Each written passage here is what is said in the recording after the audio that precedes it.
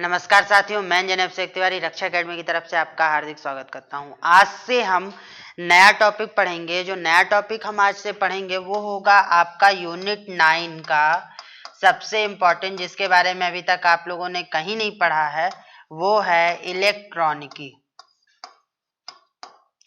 मतलब कि आज से हम यूनिट 9 का इलेक्ट्रॉनिकी यानी कि इलेक्ट्रॉनिक्स वाला टॉपिक उठाएंगे, क्योंकि हम आईसीटी का टॉपिक पूरा कंप्लीट कर चुके हैं। मतलब कि सूचना एवं संचार प्रौद्योगिकी के जो टॉपिक्स है वो हम कंप्लीट कर चुके हैं, और जो टॉपिक हमारे रह गए हैं, मतलब जो उसमें से कुछ चीजें छूटी हुई हैं, वो हम धीरे धीरे आगे कंप्लीट करते चलेंगे। लेकिन हमारे लिए एक महत्वपूर्ण पार्ट ये भी था कि इसको भी समझना था कि आखिर इलेक्ट्रॉनिकी होता क्या है और इसमें हमें मुख्य रूप से कौन कौन से टॉपिक पढ़ना है। तो आगे बढ़ने से पहले अगर हम बात करें तो अभी तक हमने सिलेबस, हमारा जो डिटेल सिलेबस है 10 मिनट उस पर चर्चा करेंगे कि हमने सूचना एवं संचार प्रौद्योगिकी में क्या क्या पढ़ना है, और उसके बाद हमें आगे बढ़कर कौन सा टॉपिक इलेक्ट्रॉनिकी में क्या क्या पढ़ना है, ये सारी चीजों का डिस्कशन करना है। तो चलिए पहले हम सिलेबस समझ लेते हैं, फिर उसके बाद हम अपने टॉपिक को ही आज टॉपिक भी स्टार्ट करेंगे इलेक्ट्रॉनिकी की। आखिर इलेक्ट्रॉनिकी क्या है? तो आज का जो सवाल होगा वो सवाल ये होगा कि इलेक्ट्रॉनिकी क्या है और इसमें कौन कौन सी चीजें हमारे लिए जानना और समझना जरूरी है। उसके पहले इलेक्ट्रॉनिकी क्या है, इसके पहले थोड़ा सा सिलेबस देख लेते हैं कि हमने यूनिट 9 और पेपर 3 यूनिट 4 में जो प्री और मेंस के हिसाब से एमपीपीएससी 2020 का, उसमें से कौन कौन से टॉपिक पढ़ लिए हैं और कौन कौन से ऐसे महत्वपूर्ण टॉपिक है जो आपको पढ़ना है या जानना है। क्योंकि सिलेबस से बहुत ज्यादा दिक्कतें आ रही हैं, लोगों को सिलेबस समझ में ही नहीं आ रहा है कि हमें यूनिट 9 में पढ़ना क्या क्या है। तो उसके बारे में समझते हैं। तो यूनिट 9 में अगर हम बात करें तो जो हमारा सिलेबस है उस सिलेबस पे थोड़ा सा 10 मिनट चर्चा कर लेते हैं, उसके बाद आगे बढ़ेंगे। तो जो हमारा एमपीपीएससी 2020 का सिलेबस है उसमें यूनिट 9, एक मिनट जस्ट अ सेकेंड, उसकी यूनिट 9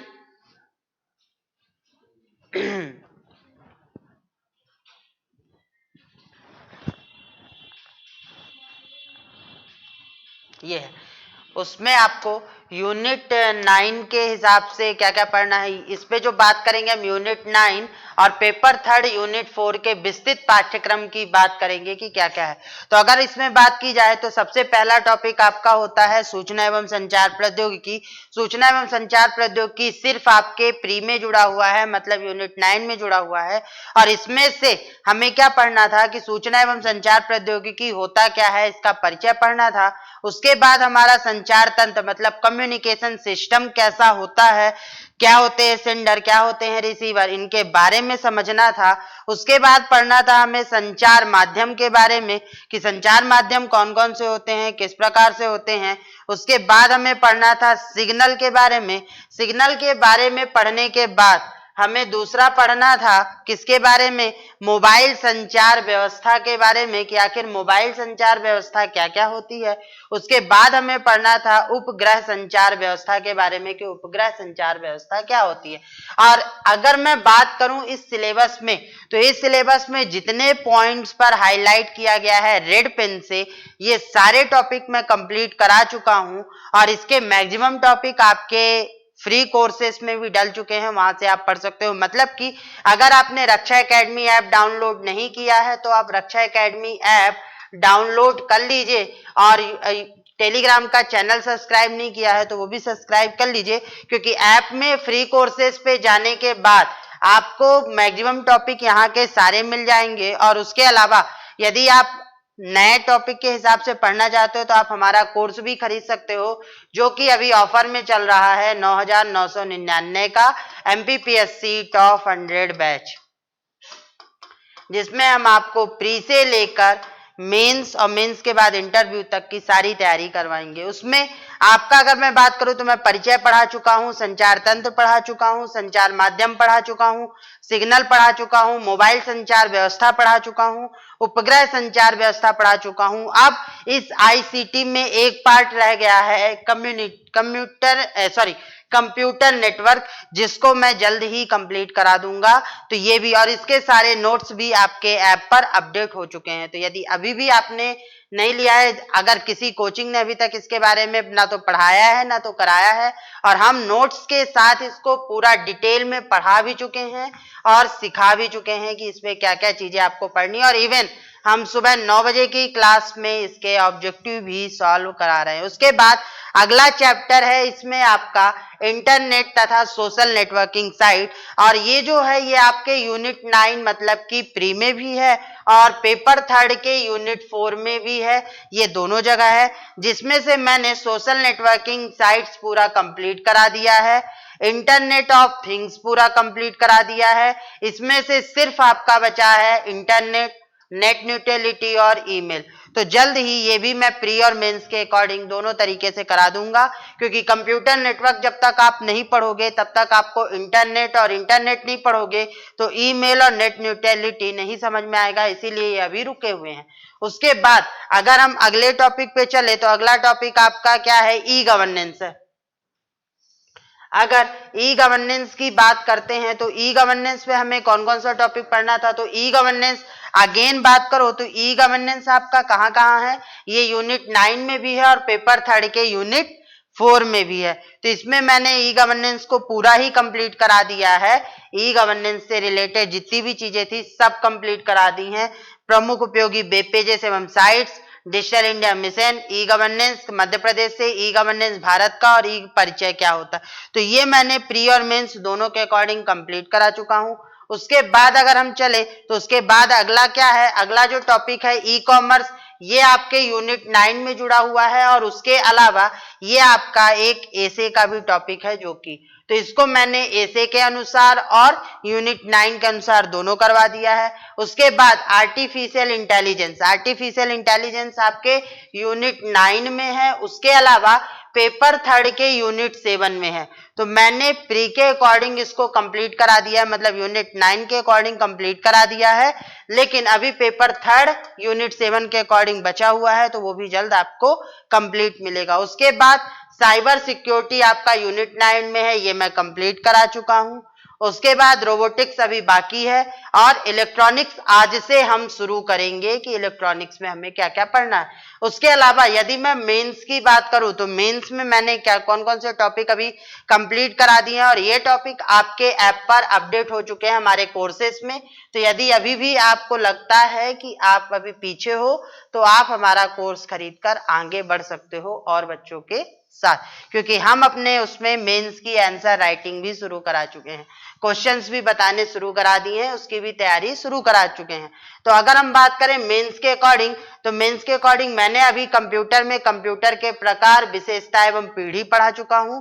उसके बाद इनपुट डिवाइस कंप्लीट करा चुका हूं, आउटपुट डिवाइस कंप्लीट करा चुका हूं, और अब मेरा अगला मुझे जो कंप्लीट कराना है वो कंप्लीट कराना है यहाँ से मेमोरी। तो अब जो नेक्स्ट शुरू होगा वो मेमोरी शुरू होगा। मेमोरी के बाद फिर चलेगा ऑपरेटिंग सिस्टम, इस क्रम में।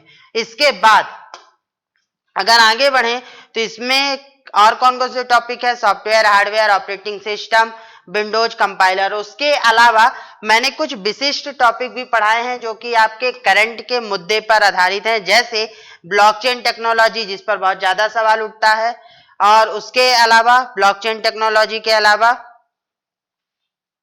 क्लाउड कंप्यूटिंग, क्लाउड कंप्यूटिंग के अलावा राष्ट्रीय सुपर कंप्यूटर मिशन। तो ये जो था ये हमारा आईसीटी का यानी सूचना एवं संचार प्रौद्योगिकी से जुड़े टॉपिक थे, जिन्हें मैं कंप्लीट करा चुका हूं। अब जो हमारा मेन मकसद था इस सिलेबस को डिस्कस करने का, वो था हमारा अगला वाला जो टॉपिक आज से हम स्टार्ट करेंगे। वो टॉपिक कौन सा है, इलेक्ट्रॉनिक्स, जो किसमें जुड़ा हुआ है, ये जुड़ा हुआ है आपके प्रारंभिक परीक्षा के यूनिट 9 में। और इस इलेक्ट्रॉनिक्स वाले टॉपिक में हमें कौन कौन सी चीजें लगभग पढ़नी है, कंप्लीट करनी है। इसमें अभी और टॉपिक भी ऐड होंगे छोटे छोटे, लेकिन अभी एक मैं बेसिक ओवरव्यू दे रहा हूं कि मैं इस क्लास में आपको ये टॉपिक कंप्लीट कराऊंगा। तो अगर इलेक्ट्रॉनिक्स की बात की जाती है तो इलेक्ट्रॉनिक्स में हमें क्या क्या पढ़ना है, तो इलेक्ट्रॉनिक्स में हमें पढ़ना है इलेक्ट्रॉनिकी होती क्या है, फिर उसके बाद तापायनिक उत्सर्जन क्या होता है, उसके बाद डायोड वाल्व क्या होते हैं, उसके बाद ट्रायोड वाल्व क्या होते हैं, उसके बाद अर्धचालक क्या होते हैं। अर्धचालक के बाद अगला जो पढ़ना है हमें वो पढ़ना है कि डायोड क्या होते हैं, ट्रांजिस्टर क्या होते हैं, लेजर क्या है, मेजर क्या है, राडार क्या है, इसके अलावा टेलीविजन क्या है, कैथोड किरणें, धन किरणें, प्रकाश विद्युत प्रभाव और एक्स किरणें क्या है। इसके अलावा इसमें हम पढ़ेंगे राष्ट्रीय इलेक्ट्रॉनिक्स नीति जो 2019 में लागू की गई थी, ट्राई के बारे में हम पढ़ चुके हैं। उसके अलावा हम इंटरनेशनल टेलीकम्युनिकेशन यूनियन के बारे में भी पढ़ चुके हैं। अभी हमारा इसमें ये बचा हुआ है इंटरनेट सिक्योरिटी जो एक्ट है, आईटी एक्ट है, उसके बारे में पढ़ना है।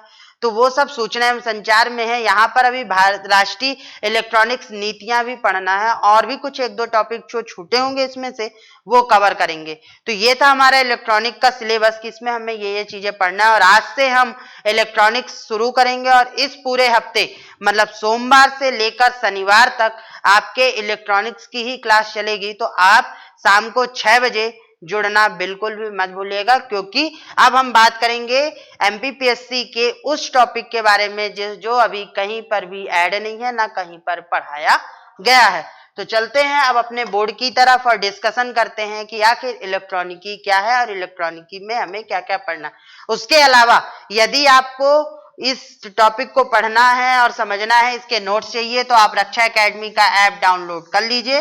वहां पे आप फ्री कोर्सेस में जाकर इसके नोट्स और इसके लेक्चर क्रम से पढ़ सकते हैं, देख सकते हैं। और इसके मेंस के क्वेश्चन लगाने के लिए, मेंस के क्वेश्चन पाने के लिए आपको टेलीग्राम का चैनल ज्वाइन करना पड़ेगा ऑब्जेक्टिव पढ़ने के लिए भी। तो चलिए शुरू करते हैं। इलेक्ट्रॉनिक क्या है, मतलब इलेक्ट्रॉनिकी क्या है। इलेक्ट्रॉनिकी या इलेक्ट्रॉनिक्स क्या है। तो देखो इलेक्ट्रॉनिक्स का मतलब क्या है। इलेक्ट्रॉनिक्स का मतलब होता है इलेक्ट्रॉन। अब इलेक्ट्रॉन की जब बात आती है तो हम फिजिक्स में पढ़ चुके हैं कि जब भी इलेक्ट्रॉन्स क्या होते हैं, मूव करते हैं, तो इलेक्ट्रॉन के मूव करने के कारण क्या होता है, इलेक्ट्रिसिटी प्रोड्यूस होती है, एक ऊर्जा प्रोड्यूस होती है। उस ऊर्जा को हम क्या बोलते हैं, विद्युत ऊर्जा बोलते हैं। सिंपल सी एक कॉन्सेप्ट बताऊं, अभी यहाँ पे इलेक्ट्रॉनिक्स को भूल जाओ।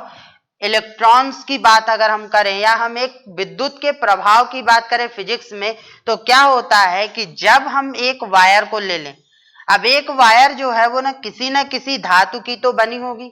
अब जब वह किसी न किसी धातु की बनी होगी तो धातु के बनने के कारण उसमें क्या होगा, एक इलेक्ट्रॉन होगा।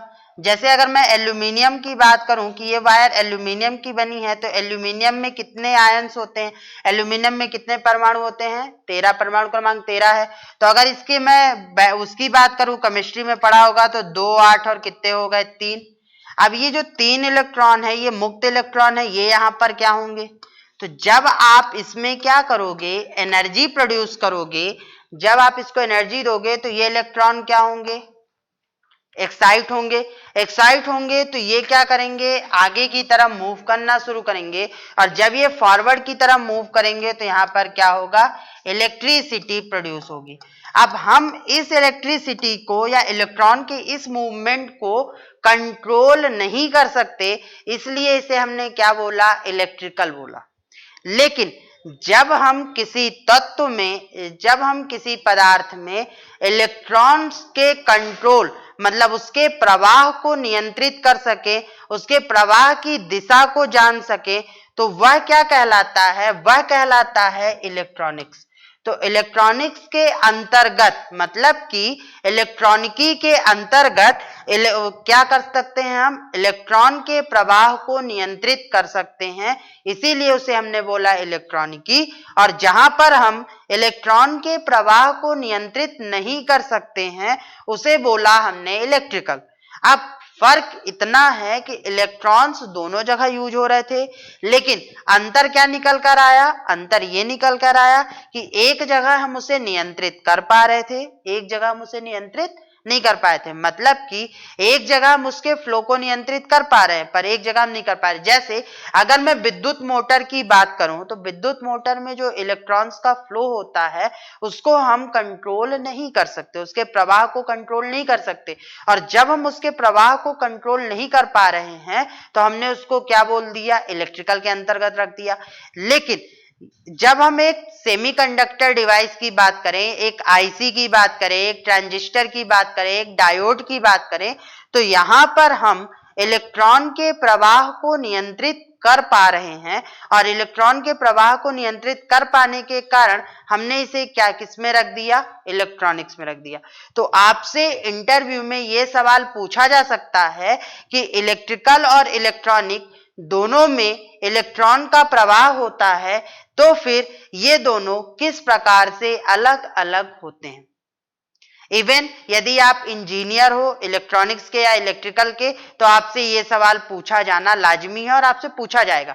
तो क्या अंतर होता है कि ऐसी जगह जहां पर हम इलेक्ट्रॉन का प्रवाह नियंत्रित नहीं कर सकते हैं उसे हम इलेक्ट्रिकल बोलते हैं, जैसे विद्युत मोटर हो गया, एसी सर्किट हो गए।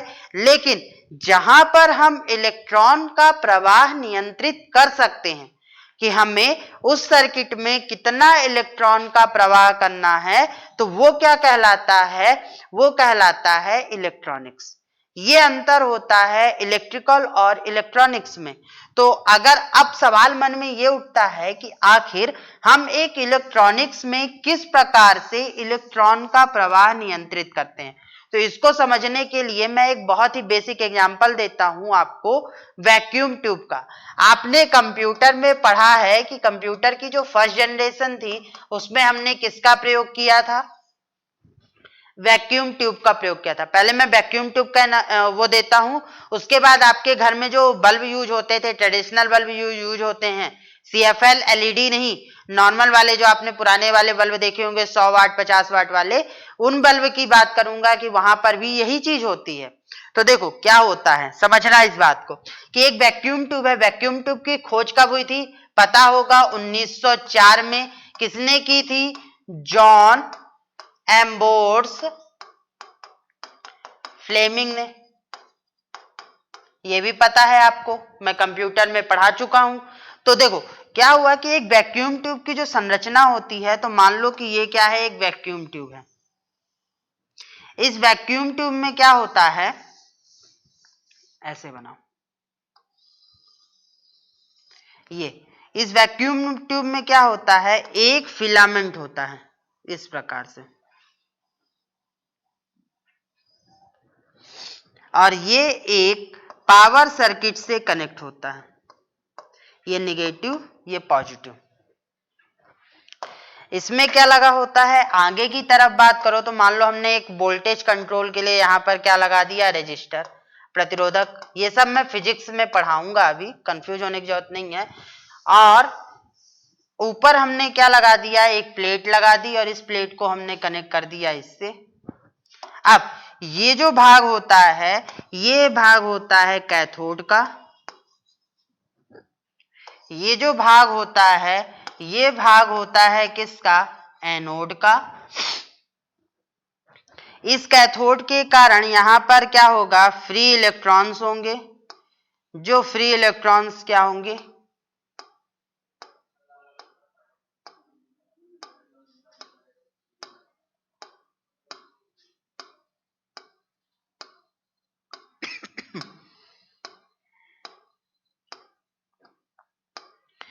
अब क्या होता है कि जैसे ही मैंने इसको कनेक्ट किया, विद्युत से कनेक्ट किया, तो क्या होगा, ये जो फिलामेंट है, ये फिलामेंट क्या होगा, ये क्या होगा, एक जिसका गलनांक उच्च होगा, गलनांक उच्च होगा। गलनांक उच्च होगा मतलब इसको जितना ताप दोगे तो ये गलेगा नहीं, गलनांक की बात ये हो गई। और इसमें क्या होगा कि इसकी जो कार्यफलन एनर्जी होगी वो कम होगी, मतलब जल्दी से इलेक्ट्रॉन अपने बॉन्ड को खो देगा, आकर्षण बल को खो देगा। ये सारी टर्मिनोलॉजी जो यहाँ पे मैं लिख रहा हूं आगे एक्सप्लेन करूंगा कि क्या होते हैं। अब आगे बढ़ते हैं, तो जब मैंने इस पे वोल्टेज परिपथ लगाया तो क्या होगा, ये कैथोड की तरह होगा, इलेक्ट्रॉन का उत्सर्जन करने लगेगा। मतलब जैसे जैसे ताप बढ़ता जाएगा इलेक्ट्रॉन के उत्सर्जन की गति बढ़ती जाएगी। अब अगर मैं ताप को कंट्रोल कर सकता हूं तो मैं इलेक्ट्रॉन के उत्सर्जन के को भी कंट्रोल कर सकता हूं।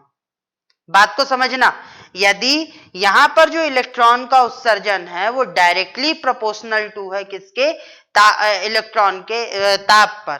मतलब यदि मैं टेम्परेचर को बढ़ाता हूं तो इलेक्ट्रॉन का उत्सर्जन बढ़ेगा, यदि मैं टेम्परेचर को घटाता हूं तो इलेक्ट्रॉन का उत्सर्जन क्या होगा, कम होगा। बढ़ाऊंगा तो बढ़ेगा, घटाऊंगा तो घटेगा, सीधी सीधी सी बात है।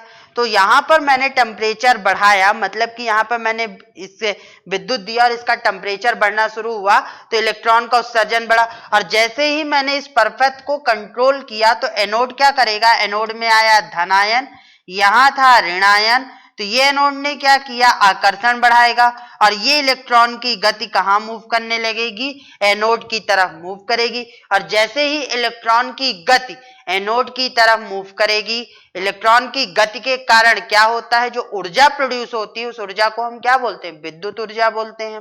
तो हमने यहां पर इलेक्ट्रॉन के प्रवाह को कंट्रोल कर रखा है, किससे, टेम्परेचर से। तो यहां पर ये प्रवाह नियंत्रित हो गया, और प्रवाह नियंत्रित हो गया तो ये पूरा जो सर्किट कहलाया वो सर्किट क्या कहलाया, इलेक्ट्रॉनिक सर्किट कहलाया। अब यहीं पे एक मैं विद्युत मोटर जोड़ दूं और विद्युत मोटर को मैं करंट की सप्लाई दे दूं, तो क्या मैं विद्युत मोटर पर करंट की सप्लाई को कंट्रोल कर सकता हूं, बिल्कुल नहीं, क्योंकि वहां पर टेम्परेचर का या किसी और फिजिकल क्वांटिटी यानी भौतिक राशि का डायरेक्टली उससे रिलेशन नहीं है। और जब उसका डायरेक्टली रिलेशन उसके साथ नहीं है तो मैं कंट्रोल नहीं कर सकता। करंट कंट्रोल कर सकता हूं पर इलेक्ट्रॉन के उत्सर्जन को कंट्रोल नहीं कर सकता। और अगर मैं इलेक्ट्रॉन के उत्सर्जन को कंट्रोल नहीं कर सकता तो उस जगह को मैंने क्या बोल दिया, इलेक्ट्रिकल सर्किट बोल दिया। लेकिन इस पूरे सर्किट में ये जो सर्किट है आपका, ये उच्च गलनांक और कालेफलन कम होने के कारण ये डायरेक्टली, ये वाला जो हिस्सा है आपका, ये वाला जो भाग है आपका, ये डायरेक्टली कंट्रोल हो रहा है आपके किससे, जितना हम टेम्परेचर बढ़ाएंगे उस पर। और अगर टेम्परेचर बढ़ाओगे तो कार्यफलन एनर्जी जल्दी जल्दी रिड्यूस होगी, इलेक्ट्रॉन में तेजी से मूवमेंट बढ़ेगा, तेजी से मूवमेंट बढ़ेगा। और अगर एनर्जी आप टेम्परेचर कम करोगे तो इलेक्ट्रॉन की मूवमेंट में एनर्जी में क्या होगा, कमी आएगी। और उसकी वजह से क्या होगा कि ये इलेक्ट्रॉन्स कम उत्सर्जित होंगे या ज्यादा उत्सर्जित होंगे। तो इलेक्ट्रॉन के प्रवाह को हम नियंत्रित कर पाए, इलेक्ट्रॉन के प्रवाह को नियंत्रित कर पाने के कारण ये इलेक्ट्रॉनिक सर्किट हो गया। इतनी देर से अलग अलग तरीके से मैं बस इतना समझाना चाहता हूं कि इलेक्ट्रिकल और इलेक्ट्रॉनिक में अंतर क्या होता है और इलेक्ट्रॉनिक सर्किट होता क्या है। क्योंकि अगर आपको इलेक्ट्रॉनिक सर्किट समझ में नहीं आएगा तो फिर आगे के जो इलेक्ट्रॉनिक परिपथ यानी इलेक्ट्रॉनिक सर्किट जो आगे के हैं फिर वो समझने में दिक्कत आएगी। तो आपको ये चीज समझनी पड़ेगी। अब यहाँ पर टेम्परेचर कैसे कंट्रोल होता है, टेम्परेचर का इलेक्ट्रॉन के उत्सर्जन में कैसा फर्क पड़ता है, ये हम पढ़ेंगे आगे। एक एक चीजें, एक एक कॉन्सेप्ट को हम डिटेल में समझेंगे, पर थोड़ा सा समय लेकर, पेशेंस के साथ, क्योंकि एक चैप्टर ऐसा है कि यदि ध्यान से समझोगे तो चीजें बहुत आसान लगेंगी। लेकिन अगर तुम ध्यान से समझने में आप गलती करोगे, आपको लगेगा कि हम चीजों को स्किप करते जाए और जल्दी से इंपॉर्टेंट चीजों को पढ़ें, तो आपको समझ में नहीं आएगा और ऑब्जेक्टिव यहीं से ऐसे ही उठते हैं। तो ये भी समझना जरूरी है आपको। अब अगर मैं इसके डेफिनेशन की बात करूं तो मैं अब इसकी डेफिनेशन समझाऊं तो डेफिनेशन क्या है,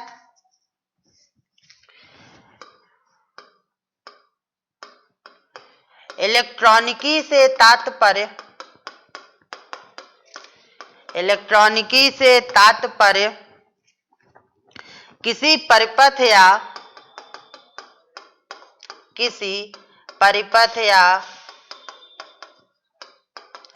सर्किट से है, किसी परिपथ या सर्किट में इलेक्ट्रॉन के प्रवाह, इलेक्ट्रॉन के प्रवाह से है। अब यहां पर एक वर्ड छूट गया, इलेक्ट्रॉन के नियंत्रित प्रवाह से है। अब इलेक्ट्रॉन के नियंत्रित प्रवाह से है तो हम दूसरे शब्दों में कह सकते हैं कि वैक्यूम ट्यूब या अर्धचालकों का अध्ययन वैक्यूम ट्यूब या अर्धचालकों का अध्ययन क्या कहलाता है? अध्ययन इलेक्ट्रॉनिकी कहलाता है। एक दूसरा वर्ड दूसरे आयाम में ये भी कह सकते हैं कि कैसे वैक्यूम ट्यूब और अर्धचालकों में विद्युत का प्रवाह होता है, कैसे इलेक्ट्रॉन्स कंट्रोल किए जाते हैं, इन सारी चीजों का डिटेल अध्ययन इलेक्ट्रॉनिकी के अंतर्गत रखा जाता है। उसके बाद इलेक्ट्रॉनिक की शुरुआत, अगर हम इलेक्ट्रॉनिक की शुरुआत की बात करें तो इलेक्ट्रॉनिकी की जो शुरुआत हुई थी वो कब से हुई थी? इलेक्ट्रॉनिकी की शुरुआत हुई थी 1904 में। इलेक्ट्रॉनिकी की शुरुआत हुई थी तो 1904 में हुई थी और उसी पर हम चर्चा करेंगे।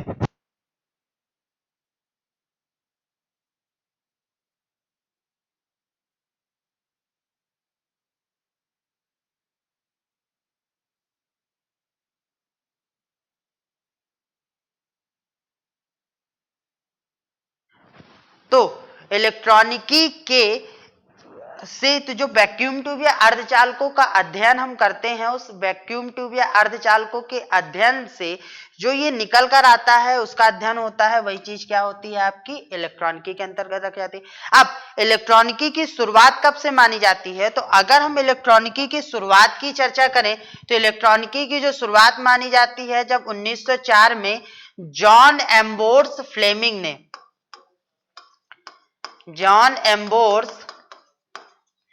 फ्लेमिंग ने क्या किया? वैक्यूम ट्यूब की शुरुआत की। वहीं से इलेक्ट्रॉनिकी पे थोड़ा सा शुरुआत प्रारंभ मानी गई कि इलेक्ट्रॉनिकी शुरू हो चुकी।